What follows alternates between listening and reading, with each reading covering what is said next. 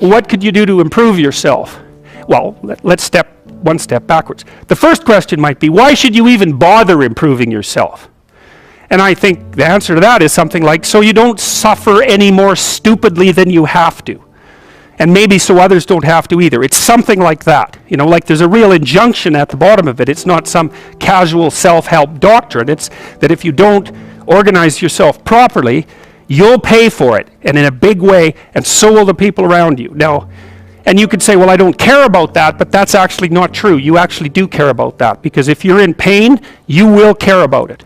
And so you do care about it, even if it's just that negative way, you know. It's very rare that you can find someone who's in excruciating pain who would ever say, well, it would be no better if I was out of this. It's sort of pain is one of those things that brings the idea that it would be better if it didn't exist along with it. It's incontrovertible. So you get your act together so that there isn't any more stupid pain around you than necessary. Well, so then the question might be, well, how would you go about getting your act together? And the answer to that, and this is a phenomenological idea too, it's something like, look around for something that bothers you and see if you can fix it. So now you think, well, let's say you go into you can do this in a room. It's quite fun to do it just when you're sitting in a room, like a room, maybe your bedroom. You can sit there and just sort of meditate on it and think, okay, if I wanted to spend 10 minutes making this room better, what would I have to do? And you have to ask yourself that, right? It's not a command, it's like a genuine question.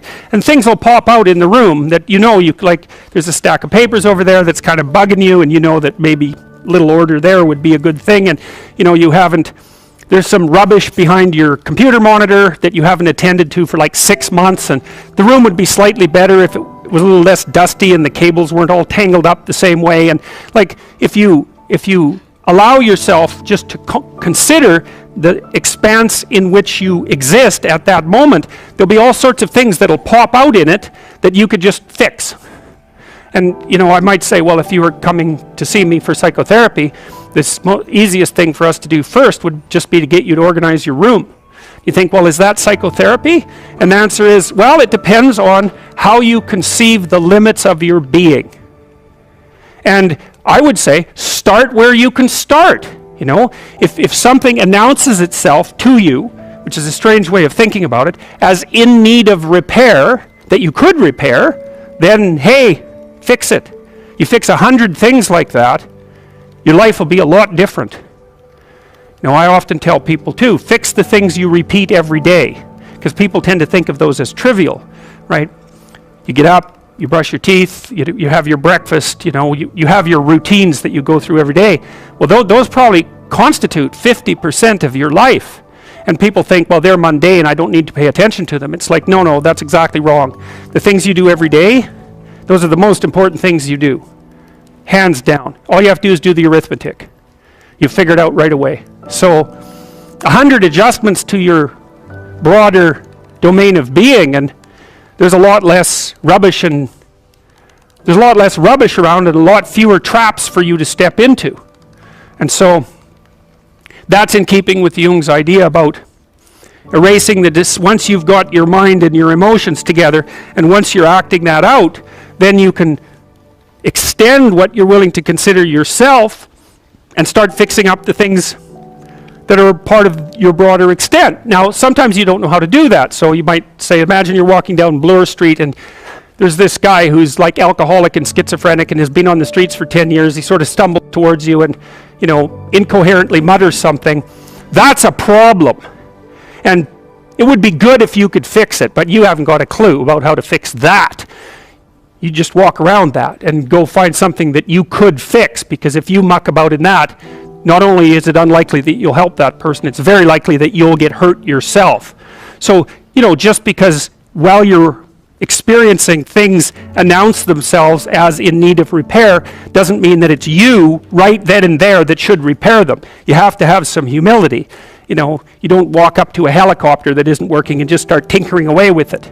You have to stay within your domain of competence. But most of the time, if people look at their lives, it's a very interesting thing to do. I like the idea of the room, because you can do that at the drop of a hat. You go back to where you live and sit down and think, okay, I'm going to make this place better for half an hour. What should I do?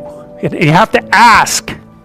And things will just pop up like mad. And it's partly because your mind is a very strange thing. As soon as you give it a name, a genuine aim, it'll reconfigure the world in keeping with that aim. That's actually how you see to begin with.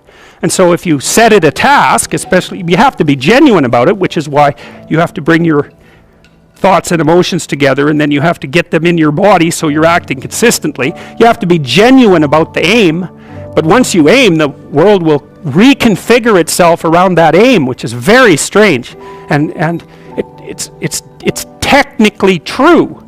You know, the best example of that, you have all seen this video where you watch the basketballs being tossed back and forth between members of the white team versus the black team, and while you're doing that, a gorilla walks up into the middle of the video and you don't see it. It's like, you know, if you thought about that experiment for about 5 years, that would be about the right amount of time to spend thinking about it.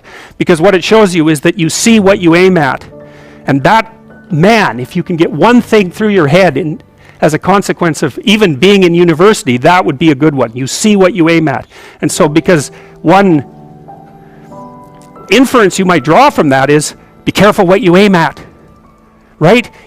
What you aim at determines the way the world manifests itself to you.